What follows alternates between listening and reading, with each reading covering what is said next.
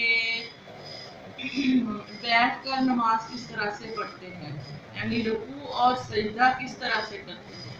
तो जो हमारी बहनें नमाज चेयर पर बैठकर पढ़ती हैं वो रुकू इस तरह से करेंगी, इस तरह से, ठीक है, इस तरह से रुकू करेंगी। हाथ जो है वो घुटनों पर ही होंगे और इस तरह से वो रुकू करेंगी। समी अल्लाहु लिमन हमिदा रब्बना व लकल हम्द करेंगी। और जब सजदे में जाएंगी तो फिर हाथ जो है वो घुटनों पर ही रखने हैं, ठीक है। इस तरह से नहीं करने। बहुत सारी बहनें इस तरह से करती हैं और ये वाली जगह जो है ये ऐसे लगा लेती है। अगर हम ये जगह ऐसे लगाएंगे मतलब कि हमने ये जगह जमीन पर लगाई है।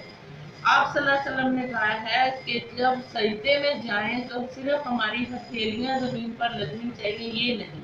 अब ये क्या होता है, हथेलियां ऐसे हवा में होती हैं और ये जगह जो है ऐसे रखते हैं और ऐसे सजदा करते हैं। ऐसे नहीं करना हमने सजदे के लिए भी ये हाथ इधर रखने हैं और ये बाजू खड़े करने, बाजुओं को ऐसे नहीं करके सजदा करना। हमने बाजू ऐसे खड़े रखने हैं और हाथ घुटनों पर रखने हैं और थोड़ा ज्यादा आगे को जाना है, इस तरह से सजदा करना है, ठीक है। ये हमारा सजदा है बैठकर, कुर्सी पर बैठकर इस तरह से सजदा। अगर जमीन पर भी आप बैठे हैं तब भी आपने हाथ घुटनों पर रख के सजदा करना है, ऐसे रखकर सजदा नहीं करना।